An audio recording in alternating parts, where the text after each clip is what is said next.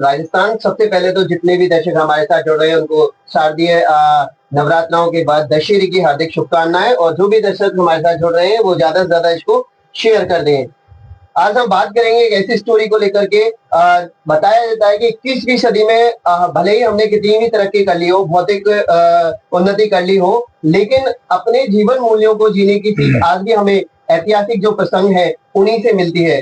राम कथा एक ऐसा ही प्रसंग है जिसके माध्यम से हमें धर्म और मर्यादा की सीख मिलती है। आज बात करें राम कथा की धरोहर को सहोजने के लिए भारत ही नहीं विदेशों में शारदीय नवरात्राओं में रामलीला का मंचन होता है। आज हम बात करेंगे करौली जिले के हिंडौन सिटी में, जो शहर में 1964 से रामलीला का मंचन प्रारंभ हुआ, और शुरुआती दौर में रामलीला में मंचन के दौरान राम की जो भूमिका में प्रमुख रूप से भूमिका निभाते आ रहे हैं। आज बात करना चाहेंगे हम ऐसी शख्सियत से। हमारे साथ जुड़ रहे हैं आदरणीय श्री शैल बिहारी जी। आप आकाशवाणी कलाकार रहे हैं और रामलीला का जो मंचन शुरुआती दौर में रहा है उससे आप लगातार जुड़े हैं और कई वर्षों तक आपने श्री राम की भूमिका मुख्य रूप से निभाई है। सर, सबसे पहले तो आपका बहुत बहुत स्वागत और हार्दिक अभिनंदन है न्यूज़ 7 राजस्थान का। धन्यवाद जी।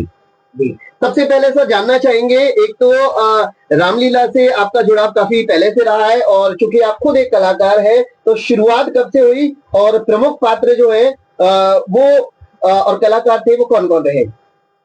सर्वप्रथम में इस अधर्म पर धर्म की जीत, असत्य पर सत्य की जीत, अन्याय पर न्याय की जीत के इस पावन पर्व दशहरे पर न्यूज़ 7 राजस्थान के सभी दर्शकों को बहुत बहुत हार्दिक शुभकामनाएं और बधाई देता हूं। इसके लिए न्यूज़ 7 राजस्थान से पधारे श्री राजन जी को बहुत बहुत धन्यवाद कि आपने हमारे हिंडौन की पारंपरिक परंपरा और संस्कृति के बारे में लोगों को रूबरू कराने की सोची। बहुत अच्छी बात है। सबसे पहले हिंडौन में रामलीला का जो मंचन हुआ 1963-64 के आसपास हुआ था। जो उस समय ये मंच जो अब बना हुआ है रामलीला मैदान में वो काफी बड़ा था। गर्ल्स स्कूल का जो मैदान है वो भी इसमें शामिल था, तो थोड़ा हट करके और एक अस्थायी मंच बनाया जाता था, उस पर रामलीला हुआ करती थी। सबसे पहले रामलीला 1 दिन की हुई, उसके बाद में 3 दिन की हुई, और तीसरी साल 5 दिन की हुई, और उसके बाद में 7 दिन की हुई। 7 दिन तक 7 दिन की रामलीला कई दिनों तक चली। शुरुआत में छोटे रूप से शुरू हुई। पहले 1 दिन की, और मैंने शुरू में, मैं उस समय छोटा सा था, तो 63-64 जो 1 दिन की रामलीला हुई थी तभी से मैंने रामलीला देखना शुरू किया और शुरू से ही मेरी रुचि जागृत हुई। और सन 68 में मैंने इसमें राम की भूमिका निभाई। 68, 69, 70, 71 यानी 4 साल मैंने राम का अभिनय इस मंच से किया। में रामलीला का जो मंचन हुआ करता था तो एक सीमित कलाकार तो पहले रामलीला के बारे में हमारे जो हमसे जो बहुत बुजुर्ग थे, हम तो बहुत छोटे छोटे बच्चे थे, तो उनमें बुजुर्गों में मुख्य रूप से गिरिराज जी चतेरे जी, और लखी जी महंत, हजारी लाल जी जागा और जमुना जी पाठक और नंदू जी महावर, ये 4-5 ही मुख्य भूमिका उसमें रही। इनके निर्देशन में या फिर मल्टीपल रोल करते थे? हाँ, इनके निर्देशन में सारा काम चला, जिसमें गिरिराज जी जो चतेरे हैं उनका वो आर्टिस्ट हैं, उनका बड़ा पुत्र प्रेम पेंटर वो भी साथ में थे, और वो सारे दृश्य वगैरह, सारे सीनरी, सारे पात्रों को तैयार करना, उनका मेकअप करना, और पंचवटी का, चित्रकूट का और राजमहल का सारे दृश्यों को, पर्वत का, पठार का और पेड़ों का, अशोक वाटिका का सारे दृश्यों को वो पहले से ही बनाना प्रारंभ कर देते थे। परिवेश को देखें तो पहले जो थे कि हर एक व्यक्ति की एक मेहनत होती थी, पर्दे के पीछे भी और पर्दे के पीछे भी बहुत थी, उनकी पर्दे के पीछे ही ज्यादा थी, और उसमें सारे हिंडौन के लोग जुड़े हुए थे। अच्छा, रामलीला का जो शुरुआती जो मंचन की आप बात कर रहे हैं वो उसके लिए स्थान कौन सा हुआ था? स्थान वो मैंने बताया ना, वो रामलीला मैदान और गर्ल्स स्कूल ये एक ही हुआ करता था। उसके बाद में जो गर्ल्स स्कूल में उन्होंने बाउंड्री कर दी, बाउंड्री के बाद में वो रामलीला मैदान सेपरेट हो गया, और तब से वहां प्रारंभ हुई। उस समय अस्थायी मंच था वहां पर भी, और बाद में यहाँ के जो समाज के बुजुर्ग लोग हैं यहाँ के हिंडौन के, उन्होंने मतलब इस मंच बनवाया, पता नहीं किसके माध्यम से वो ना, तो स्थायी मंच तैयार हो गया, उसके स्थायी बाद मंच हो से गया। रामलीला जो लग- मैदान है हाँ, वहाँ रामलीला हर साल रामलीला का आयोजन लगातार चल रही मैं है बात तभी करना से। चाहूंगा कि उस समय जो कलाकार हमारे साथ जुड़ते आपके जो जुड़े हुए थे और जो मंचन में भूमिका निभाते थे, उनका चयन कैसे किया जाता था? उनका चयन उनके मुख्य रूप से उनकी जो स्वर होता था, आवाज और उनकी कदकाठी। हाँ कदकाठी के हिसाब से उनका चयन होता था। और जी। मुख्य रूप से चयन करने वाले ये जो मैंने 4-5 आपको बताए। नाम गिनाए, जी, जी। यही करते थे।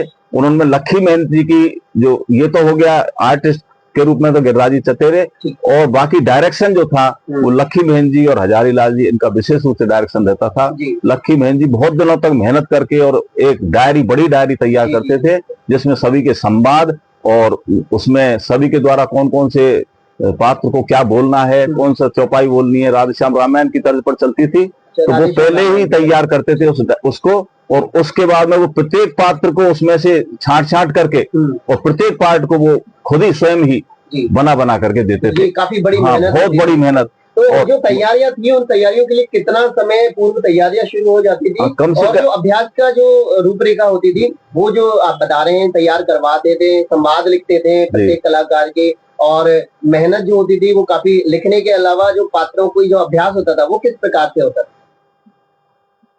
इसके लिए उधर शाहगंज के लोगों की भूमिका ज्यादा रहती थी उधर से। हाँ, वो कलाकार उधर अधिक थे और वही ज्यादातर उसमें जुड़े रहते थे। वैसे तो वैसे पूरे हिंडौन था उसमें जुड़ा हुआ, भाव से जुड़ा हुआ था। और जो भाव उस समय थे, इतने भाव उस समय के पात्रों को उसी रूप में मतलब देखते थे। भगवान राम को एक भगवान के रूप में ही उस समय, लक्ष्मण को, उनको सभी को उसी रूप में लोग देखते थे। और बड़ा अनुशासन, स्वयं अनुशासन रहता था। किसी तरह की कोई मतलब इतना भाव था, कोई हर आदमी आतुर रहता था कि मुझको कोई काम बताया जाए इसमें। हाँ, और पर्दे के पीछे से चाहे सहज भाव से, हाँ, उसमें चाहे कितना भी वजन उठाना हो, कोई भी काम करना हो, उसके लिए बड़े आतुर रहते थे, बड़े सहज भाव में। वो ये समझते थे कि भगवान का काम हो रहा है। बिल्कुल। हाँ, तो क्योंकि तुलसी जी की जो रामायण थी जो हम टीवी पे देखते आए हैं, बड़े हुए हैं, वहां भी यही संवाद होते थे कि जो शुरुआत की रामानंद सागर जी द्वारा, उसमें भी उन कलाकारों के द्वारा ये बताया कि जहां हमने रामायण की जो शूट होती थी उसका जो सेटअप हुआ करता था वहां ऐसे भगवान की तरह ही लोग पूछते थे, उनको भगवान की छवि उनके दिमाग में बन गई थी। तो ऐसा ही कुछ हमारे हिंडौन सिटी के कलाकारों को भी ये सब सहज भाव से लोगों के द्वारा इतना प्यार और इतना अपार सम्मान और स्नेह मिला। मैं बात करूंगा फिर उस जमाने में भी लोगों का जो भाव, जैसा जुड़ने का भाव रहता था वैसे ही देखने का भी आतुर रहते थे। तो कितनी भीड़ एकत्रित हो जाती थी? सारा खचाखच भर जाता था पूरे पहाड़ तक। जो तालाब जलसेन की पहाड़ पे स्थित है हमारा ये रामलीला मैदान, तो पूरा उस समय बिल्कुल खचाखच भर जाता था। और लोग पहले ही एक घंटे पहले आके महिलाएं और पुरुष आकर के और वो अपनी स्थान ले लेते थे और अपना साथ में बैठने के लिए साधन भी लाते थे। जैसे महिलाएं ज्यादातर जो पट्टा होता है लकड़ी का वो लेके आती थी, और पुरुष कहीं से जैसे खंडा ले लिया और उनको जमा करके उन पर बैठते थे। वो स्वयं ही मतलब वो व्यवस्था करते थे। और बड़े अनुशासन से महिलाएं एक साइड में और पुरुष एक साइड में, बीच में। और जो वॉलंटियर रहते थे वो तो रामलीला कमेटी थी। हिंडौन के जो संवेदनशील जो अच्छे लोग हैं जो जुड़े रहते थे, जो उसकी आर्थिक रूप से जो व्यवस्था करते थे लोगों के और सारी जो व्यवस्थाएं करते थे, उनका बड़ा रोल रहता था। तो इस तरह से ये सारे हिंडौन का जुड़ाव उसमें था और बड़े भाव से मतलब लोग उसमें। तो आप बात कर रहे हैं लगभग कई दशकों तक आपने जो है ये भूमिका निभाई और कई दशकों तक हमारे रामलीला का मंचन लगातार वही होता आ रहा है। मैं बात करूं पर्दे के पीछे के जो कलाकार हुआ करते थे, जब कोई मंचन होता था, किसी सीन को, दृश्य को, दृश्य का जब वहां पे मंचन किया जाता था तो उनमें कई चीजें होती हैं, जैसे आपके आकाश, पर्वत के सीन, समुद्र, वाटिका, इवन लंका तक के जो सीन होते थे, ऐसे जो विभिन्न प्रकार के विशेष जो दृश्य होते थे, इनका मंचन कैसे किया जाता है? उनके इसको काफी लंबी स्टेज होती थी पीछे तक, अस्थायी भी बनती थी तो वो भी काफी बड़ी बनती थी। और उसमें 5 स्तरीय स्टेज बनाई जाती थी। 5 उसमें पर्दे बीच बीच में होते थे। पर्दे खींचने वाले भी अपना सौभाग्य मानते थे कि हमको पर्दे पे बैठा रखा।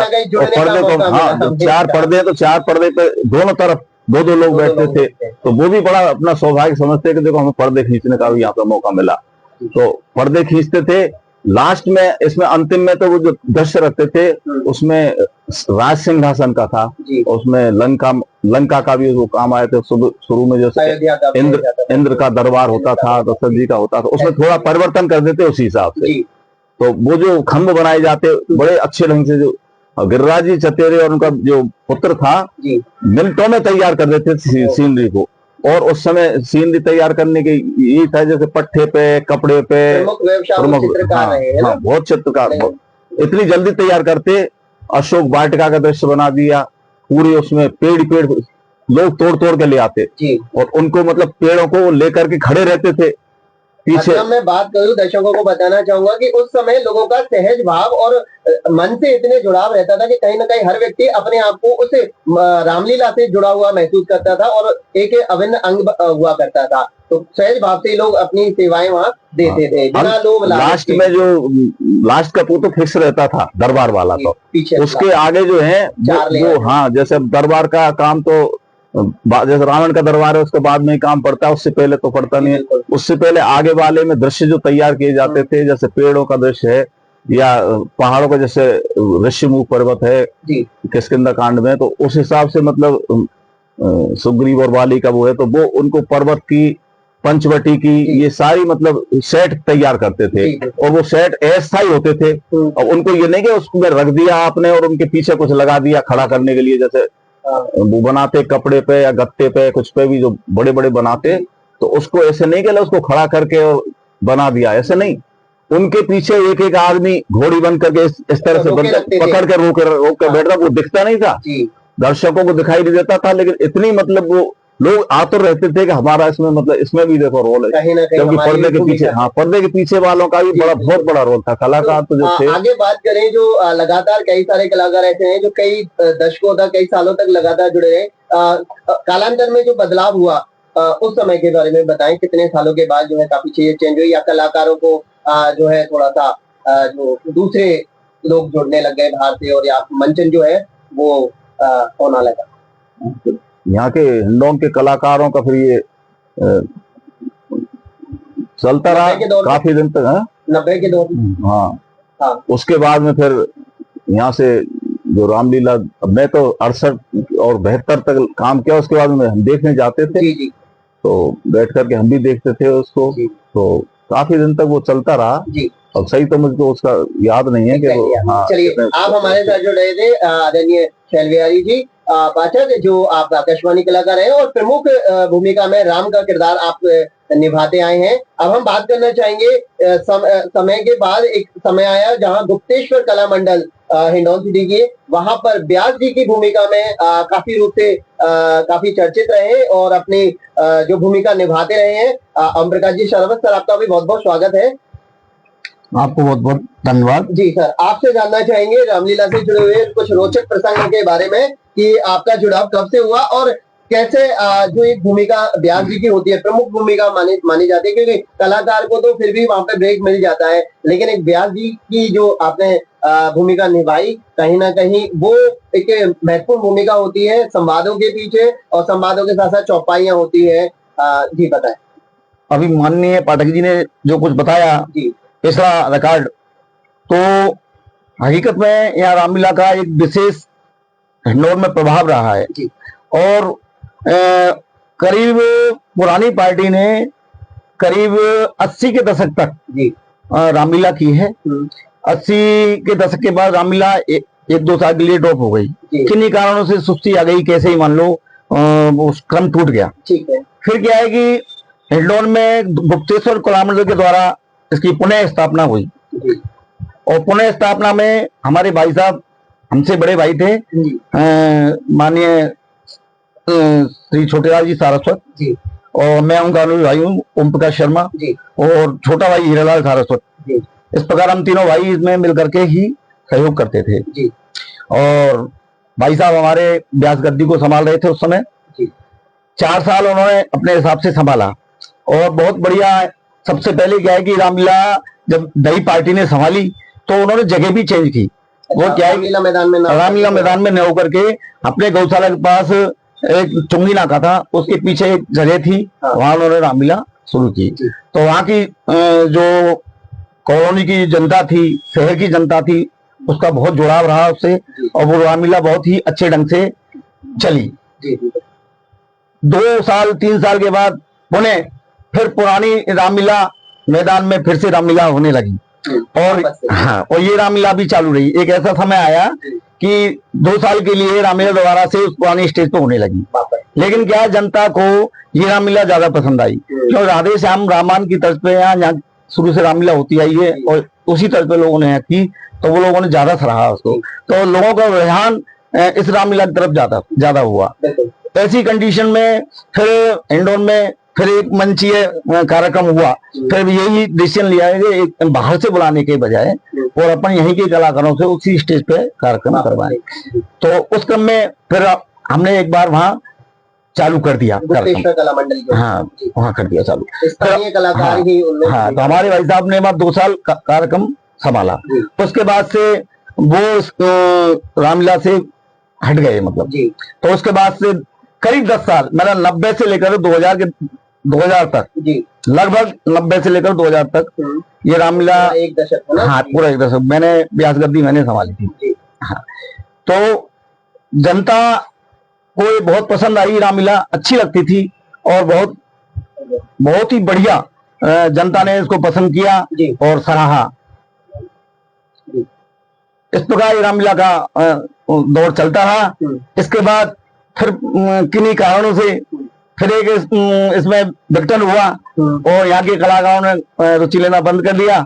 फिर क्या है कि फिर बाहर से बुलाने लगे, नगर परिषद को जब जिम्मेदारी मिली तो बाहर से जो है मंडली बुलाने। हाँ, तो उसका भी जो कारोबार संभाल रहे हैं एक लक्ष्मण प्रसाद जी शर्मा है, तो वो देख रहे हैं, वो कोशिश करते रहते हैं, वो लाने की कोशिश करते रहते हैं।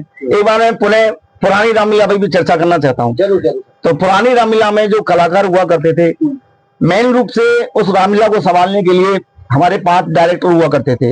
वो हिंडौन की शान थे, हिंडौन को बहुत कुछ दिया उन्होंने। तो वो 5 डायरेक्टरों में पहले श्री लखनलाल जी महंत, दूसरे नंबर पर श्री हजारलाल जी जोशी, हजारलाल जागा, और तीसरे नंबर पर गिरिराज प्रसाद जी चतेरा। वैसे अपन कहना चाहेंगे गिरिराज प्रसाद जी चतेरा भले हम तीसरे नंबर पर बोल रहे हैं, बाकी वो नीम की ईंट थे, उनके बिना रामलीला होना संभव नहीं था। वो असली जान तो वो ही थे। इसके बाद और भी थे, मेरे को ध्यान नहीं आ रहा है, 5 कलाकार थे। एक कलाकारों में भी फिक्स था, जैसे हजारलाल जी जागा, उनका दशरथ का रोल ऐसा फेमस हुआ कि लोग याद करते थे उनको। एक पूरन जोगी हुआ करते थे, वो रावण का रोल करते थे, तो वो ऐसे फेमस हो गए, उनको रावण सरकारी कह के बोलते थे लोग। मतलब कुछ किरदार ऐसे थे जो जिन लोगों ने अपनी पहचान बनाई।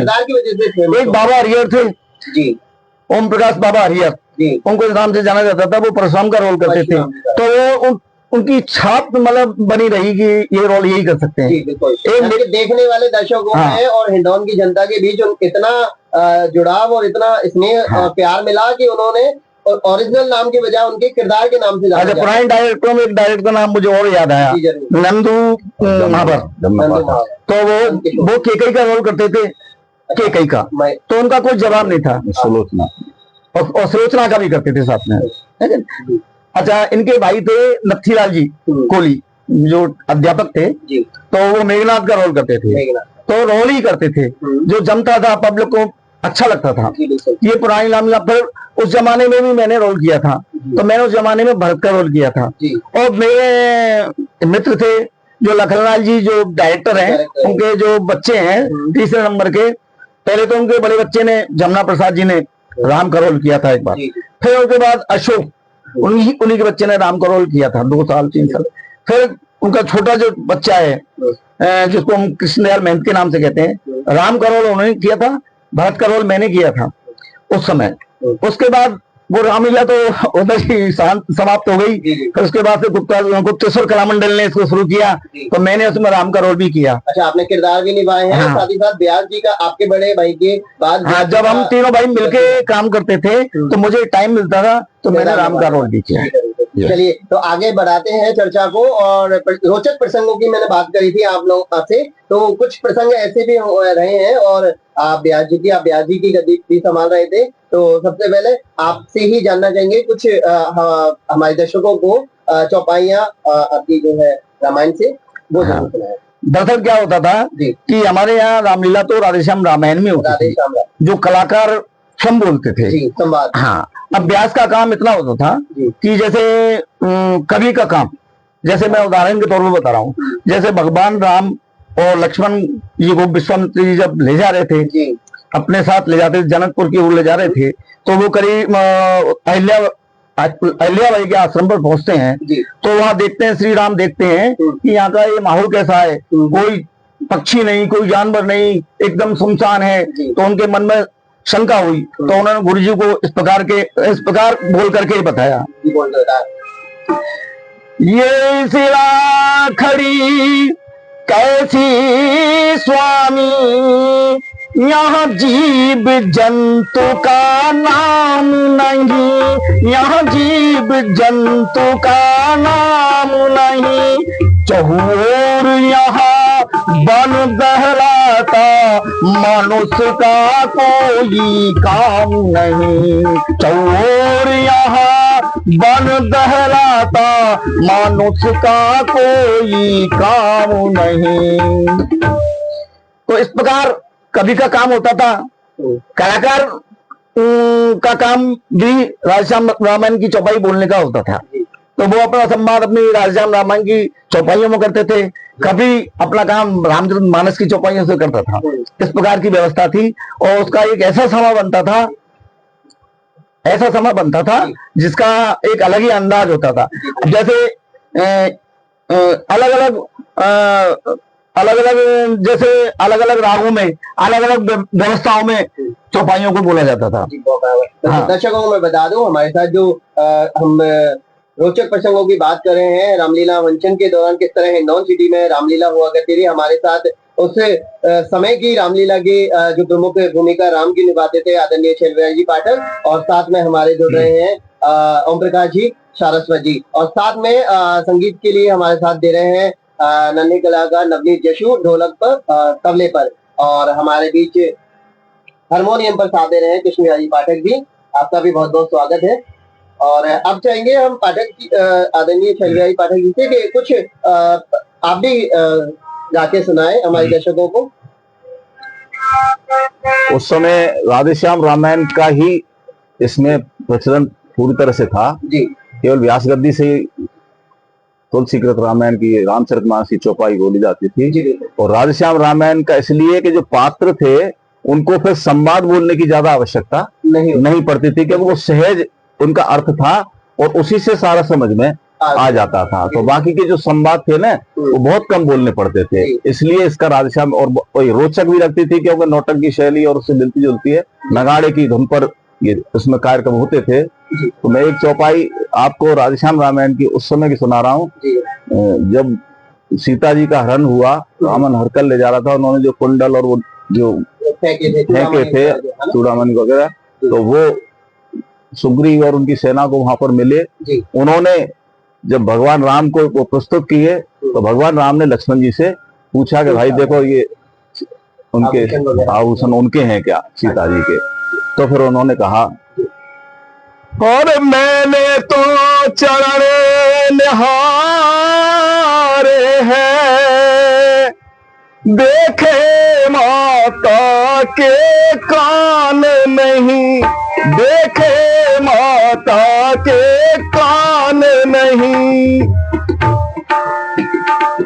बिछुअन की है पहचान मुझे, कुंडल की मुझे पहचान नहीं, बिछुअन की है पहचान मुझे, कुंडल की कोई पहचान नहीं। बहुत बढ़िया, बहुत सुंदर। एक और कोई? इसी क्रम में अभी तो ये राधेश्याम रामायण का वर्णन हुआ, इसी के साथ जैसे तुलसीकृत में जो चौपाइयां बोली जाती थी व्यास के द्वारा, जैसे भगवान राम केवल के साथ नदी पार करके वहां उतर रहे हैं, तो उस समय क्या है कि उनके पास देने के लिए कुछ नहीं था, तो ये देने के लिए, हाँ, तो भगवान ने महसूस किया, उससे पहले सीता जी ने महसूस कर लिया कि इनके पास देने के लिए कुछ नहीं है। तो समय का प्रसंग है, वो चौपाई है।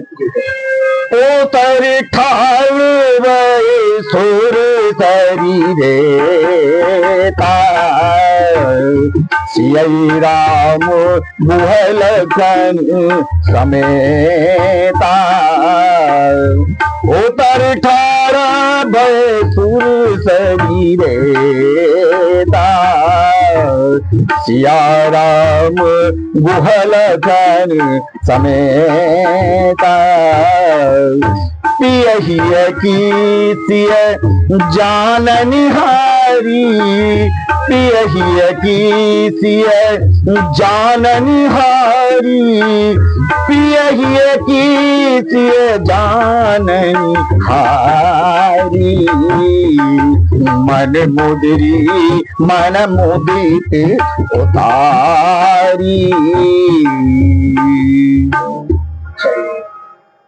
तो ये हमारे साथ जुड़ रहे थे हिंडौन के एक धरोहर में कहूंगा, जिसको रामलीला के कई दशकों और सालों तक जीवंत किया है और मंचन किया है। और इस पार्ट में हम यहीं तक चर्चा करेंगे, आगे भी ये चर्चा जारी रहेगी और भी कलाकारों से हम बात करेंगे। हमारे साथ जुड़ने के लिए, न्यूज चैनल पर आने के लिए आप दोनों का बहुत बहुत धन्यवाद। अब आपके शहर गंगापुर सिटी में चिकित्सा के क्षेत्र में नए आयाम, नए भव्य स्वरूप में आया है वर्धमान मल्टी स्पेशलिटी हॉस्पिटल, जिसमें सभी प्रकार की बीमारियों का एक ही छत के नीचे अत्याधुनिक तकनीक से चिकित्सा सुविधा उपलब्ध, जिनमें जनरल मेडिसिन, सर्जरी, गायनिक, शिशु रोग, हड्डी रोग, यूरोलॉजी, दंत रोग चिकित्सा सुविधा उपलब्ध, विशेषज्ञ डॉक्टर्स की टीम, अत्याधुनिक लैब व सभी प्रकार की जांच सुविधा उपलब्ध, सभी प्रकार की योजनाएं जैसे मुख्यमंत्री चिरंजीवी RGHS की सुविधा उपलब्ध। वर्धमान हॉस्पिटल का वादा हर व्यक्ति को निरोगी बनाना।